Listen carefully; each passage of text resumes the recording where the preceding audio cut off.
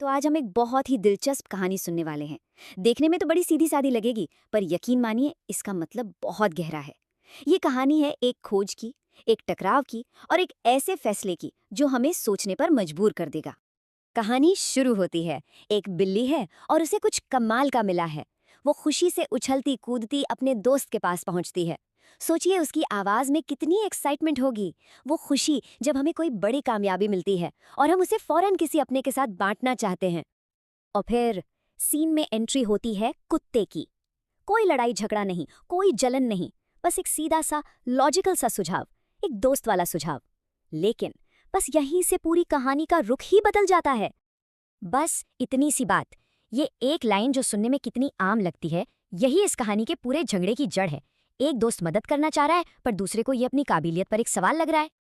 तो चलिए अब इस टकराव को थोड़ा और करीब से समझते हैं। ये कहानी अब सिर्फ एक संदूकची खोजने की नहीं रही। अब ये बन गई है एक साइकोलॉजिकल बैटल, एक लड़ाई जज्बात और समझदारी के बीच। और बिल्ली का जवाब फौरन और बिल्कुल साफ। यहाँ पर वो मैंने खोजा है वाली बात, वो ओनरशिप की फीलिंग बहुत पावरफुल है। मतलब मेहनत मेरी तो फल भी मेरा, सारा क्रेडिट मुझे ही मिलना चाहिए। तो यहाँ पर ना हमें दो अलग अलग तरह की सोच एकदम साफ साफ दिखती है। एक तरफ है बिल्ली, जिसकी दुनिया मैं और मेरे के इर्द गिर्द घूम रही है, इमोशंस, ओनरशिप।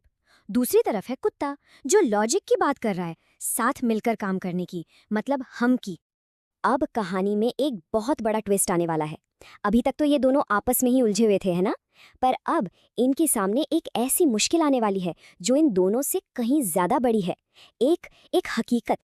और ये रहा वो रियलिटी चेक। कुत्ता यहाँ पर बिल्ली को नीचा नहीं दिखा रहा, वो तो बस एक सीधी सी प्रैक्टिकल बात पूछ रहा है। एक ऐसी हकीकत जिससे बिल्ली का घमंड उसे देखने ही नहीं दे रहा था। यहीं पर जो तर्क है वो भावना पर हावी होने लगता है। और देखिए, असली प्रॉब्लम वो संदूकची उठाना है ही नहीं। असली चैलेंज तो वो सामने फैला हुआ समुद्र है। ये समुंदर असल में हमारी जिंदगी की उन बड़ी मुश्किलों की तरह है जिन्हें हम सिर्फ मैं कर लूंगा बोलकर पार नहीं कर सकते। इसके लिए असल में मदद लगती है। और बिल्ली का जवाब सुनिए, ये तो बहुत आसान है। ये होता है ओवर कॉन्फिडेंस।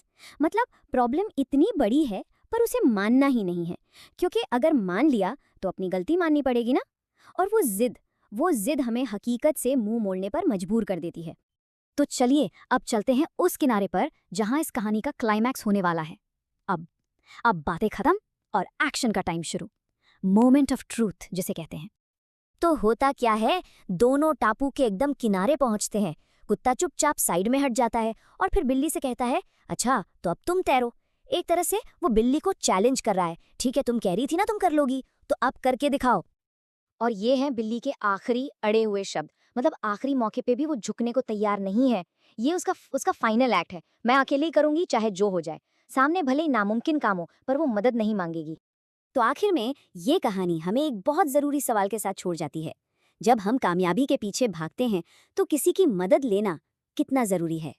कहाँ पर सेल्फ रिलायंस और कहाँ पर कोलैबोरेशन? मतलब कहाँ पर अकेले चलना सही है और कहाँ पर साथ लेकर?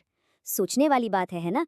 कि कहीं अकेले सब कुछ करने की जिद हमें हमारी मंजिल से ही तो दूर नहीं कर देती।